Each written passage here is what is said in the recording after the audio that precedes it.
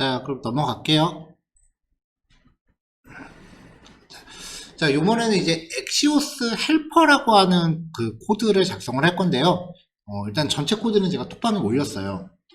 일단 톡방부터 확인을 해주시고요. 뭐 별다른 내용은 아닙니다. 그러니까 우리가 아까 작성했었던 코드를 단축을 해보면 대충 이렇게 생겼어요.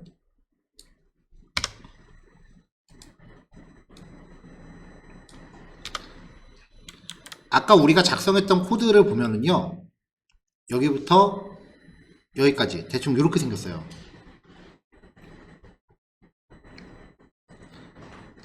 에러에 들어가는 코드는 뭐 에러 메시지들을 처리하기 위해서 코드가 좀 있었죠. 걔네들을 맨날 복사 붙여넣기 하는 게 좀 귀찮아서 만든 헬퍼예요.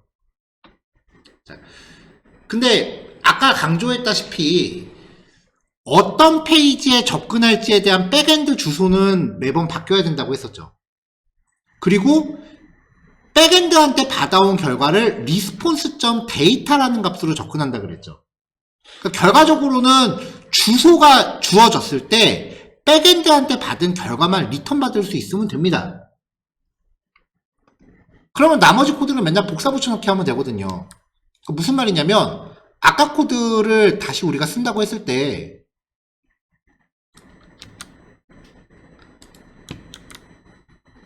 이 주소만 맨날 상황에 맞게 바꿔주면 되고요.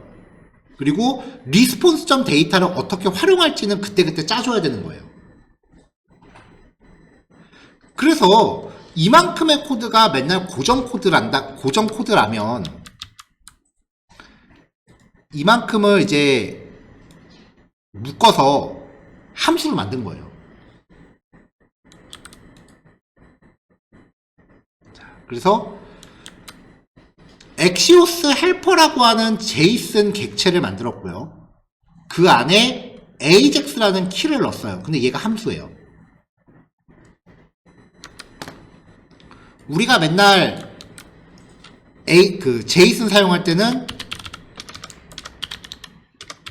이렇게 썼잖아요. 그러면은 얘를 사용할 때 엑시오스 헬퍼.ajax 라고 하면은 헬로라는 값을 쓸 수 있는 거였죠. 그럼 여기에 함수가 들어가도 상관없거든요. 왜냐면 자바스크립트는 함수도 일종의 값이니까요. 그러면 AJAX는 이제 함수니까 이렇게 하면 되거든요.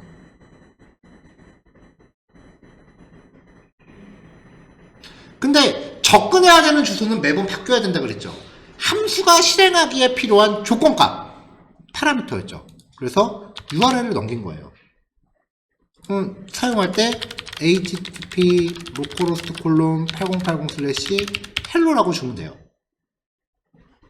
그러면 이 주소값이 이 함수 호출할 때 들어오는 파라미터가 되는 거죠. 이 파라미터를 써서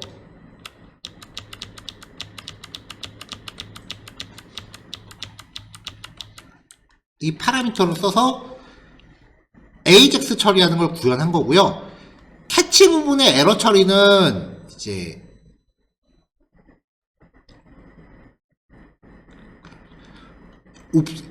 옵셔널 체인 써갖고 조금 정리를 좀 했습니다. 아까 내용이랑 차이는 없고요.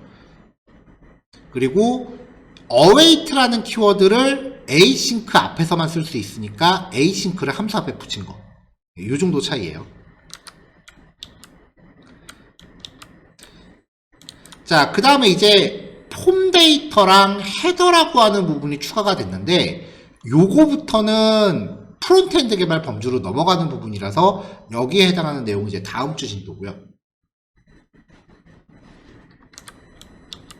그래서 전체 코드는 이렇게 돼 있는데 오늘은 이 부분은 사용을 안 할 거예요. 이 부분에 대한 설명은 다음 주에 진행할 겁니다. 그럼 이제 우리는 얘를 쓸 때 여기서 에러가 나면은 이 에러 정보를 종합해서 throw를 불렀어요. throw가 들어가는 코드는 여기서 에러가 나면 연쇄 폭발이 일어나기 때문에 얘를 사용할 때 try 캐치로 감싸야 돼요. 자, 그럼 각설하고 정리하면 자, 세 번째 파일입니다. 이번에 처리할 백엔드는요, 아까보다 조금 복잡하게 놨습니다. 가상의 학과 정보를 의미하는 데이터인데요. 아이템이라는 그 항목 안에 일련 번호, 학과 이름, 위치, 이 정도예요.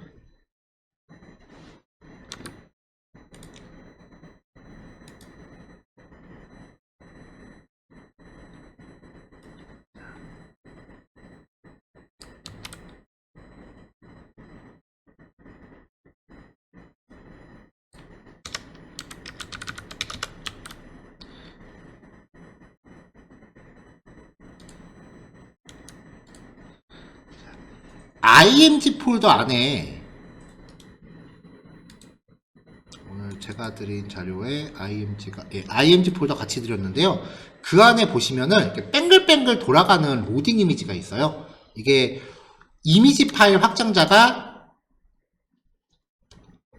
GIF로 되어 있는 경우인데요. 그냥 움짤이에요.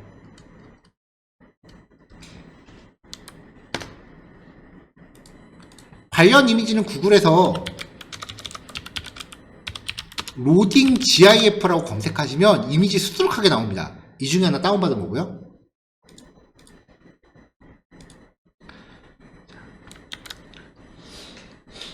빈 div를 하나 준비한 다음에 이 div에 사이즈 정해주고요. 조금 전에 그 로딩 이미지를 배경으로 깔았습니다.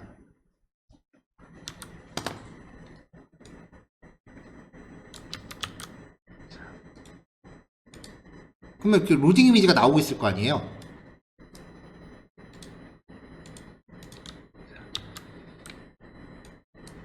자, 얘를 포지션 속성 써서 레프트 50, 탑 50으로 줬어요. 그럼 화면 중앙에 왼쪽 상단 꼭지점에 가서 붙는 거죠. 그래서 트랜슬레이트 써서 절반씩 당겨줬습니다. 그리고 로딩이니까 다른 거 앞에 떠 있어야죠. 그러면 화면 중앙에 로딩 바가 떠요. 얘를 디스플레이 논으로 숨겨요. 자, 이제 액티브라는 클래스를 정의해서 여기에 액티브라는 클래스가 들어가면은 이제 디스플레이가 블록으로 바뀌니까 로딩 바가 나올 거고요. 아이디가 아니고 클래스로 들어가야죠. 클래스 액티브라고 들어가면은 로딩 바가 나오고, 이 클래스가 없어지면은 로딩 바가 사라질 거예요. 이거를 자바스크립트로 제어할 겁니다.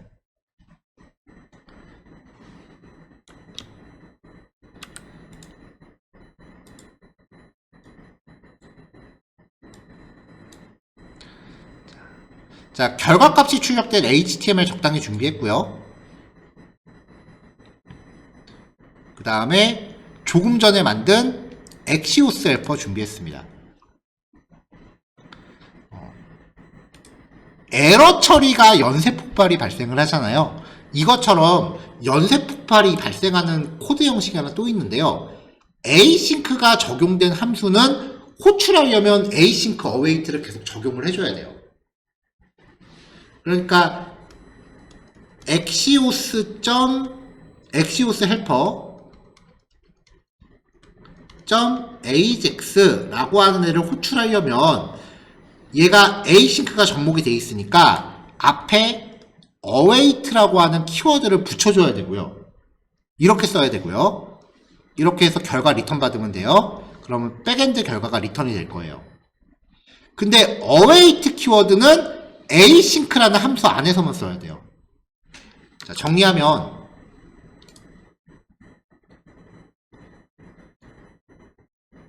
요거란 말이죠.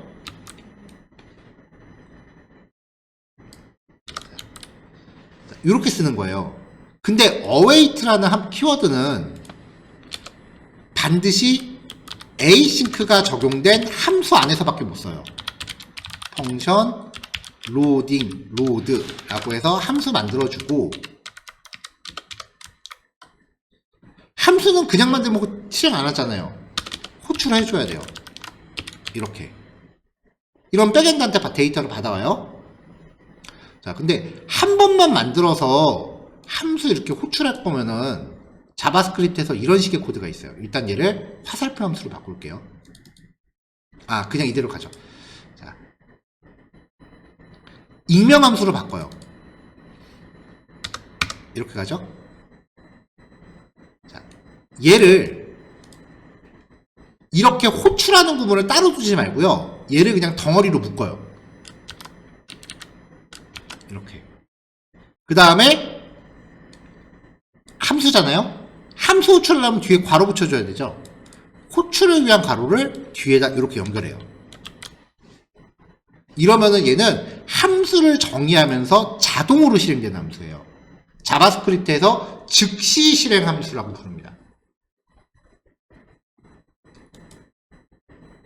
어떨 때 쓰느냐? AJAX를 써야 되는데 await가 붙은 키워드를 써야 되는데 아까는 버튼 클릭했을 때 작동했죠.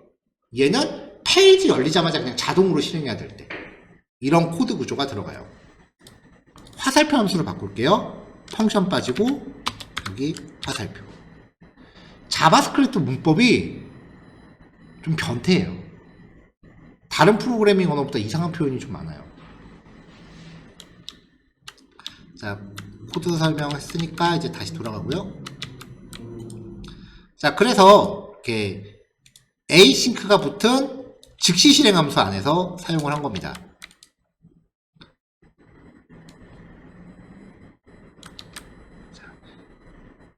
자, 그러니까 페이지가 열리자마자 자동으로 실행되는 AJAX 기능은 요 코드 블록 안에서 작성을 합니다. 자, 먼저 요 로딩 요 div를 가져온 다음에 얘한테 active라는 클래스를 줍니다. 그러면 화면상에 로딩바가 나오겠죠? 그 다음에 데이터를 이제 저장할 변수를 준비한 다음에 await axioshelper.ajax한테 백엔드 주소를 줍니다. 그러면 여기서 만약에 백엔드한테 접속을 못했다라고 하면 여기로 뛸 거고요. 캐치로. 여기서 에러 처리를 한다면 에러가 발생될 거예요. 그러면 요 에러가 발생했으니까 캐치로 오겠죠. 그럼 우리는 그냥 에러 메시지만 알러 창으로 뿌려주면 돼요. 에러가 안 나면 리스폰스 데이터가 백엔드한테 받은 내용이라고 했잖아요. 이걸 리턴해 주잖아요. 그러면 리턴 받았죠. 결과적으로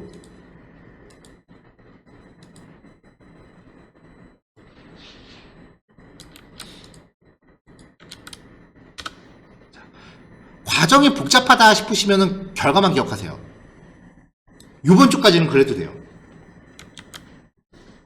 요 데이터에 담기는 게 지금 제가 이 주소에 직접 접근한 게 얘죠. 그럼 요 데이터가 이 제이슨이에요. 오늘은 요것만 기억하시면 돼요. 그러면은 이거는 그냥 사족이고 실제 컨텐츠는 요 아이템이라고요. 그러면 데이터.아이템이 요거니까 id, dname, log 요 세 개를 구조분해를 뽑아냈습니다. id는 이거요. dname은 요거요. log은 이거예요. 이제 이 내용을 원하시는 데다가 출력을 하시면 돼요. 위에 미리 준비해놨죠. 그럼 이제 페이지 열리면 이렇게 백엔드한테 받아온 데이터가 출력이 되는 거예요.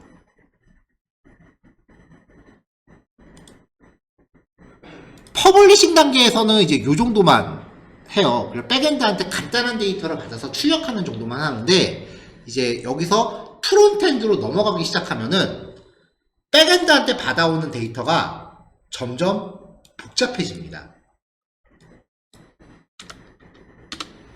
이렇게 데이터가 많이 들어가요. 목록형 데이터. 이거는 반복문을 겸해줘야 되고요.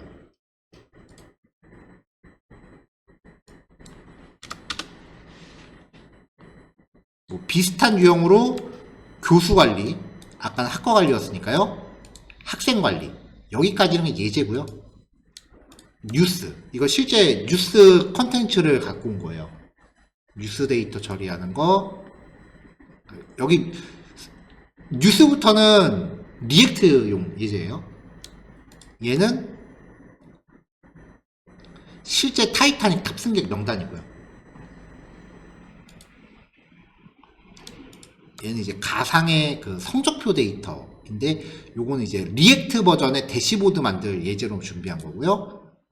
트래픽 HC, 이거는 그 2005년 1월부터 아마 2018년까지였을 거예요. 2018년 12월까지 월별 실제 교통사고 발생 현황입니다. 백엔드한테 받아오는 이런 데이터를 본격적으로 핸들링하기 시작하면은 그때부터 이제 프론트엔드 개발이 되는 거죠. 오늘은 우리가 퍼블리싱을 마무리하는 거기 때문에 AJAX라는 주제에 대해서 그냥 개념 정도만 소개를 해드린 거고요. 이제 4개월 차 첫 주부터는 프론트엔드 개발로 넘어가는 거기 때문에 이제 AJAX 예제를 좀 더 디테일하게 보고요. 그리고 이제 오늘까지 하면은 그래도 제가 준비한 샘플 백엔드랑 계속 하는 거잖아요. 그럼 실제 실무 백엔드랑은 어떤 식으로 연동하는지 봐야 되니까 자바스크립트 맨 마지막 예제가요. 실제 실무 백엔드를 준비할 수는 없으니까 백엔드 중에 이제 아무나 쓰세요라고 이제 오픈되어 있는 백엔드들이 있어요. 그거랑 연동해서 영화진흥위원회 실제 박스오피스 순위 데이터를 연동을 해볼 거예요. 왜 이렇게 느리냐? 네, 이런 식으로. 네, 여기까지 준비되면 이제 프론트엔드에 대한 개념이 어느 정도 잡혀요. 그 다음부터 이거를 리액트해서 점점 확장해 나가는 거죠. 자, 오늘 설명이 조금 많아갖고 마지막 교시 실습이 조금 시간이 좀 부족하시겠네요. 여기까지 할 거고요. 잘 정리하시고 다음 주에 뵙겠습니다. 수고하셨습니다.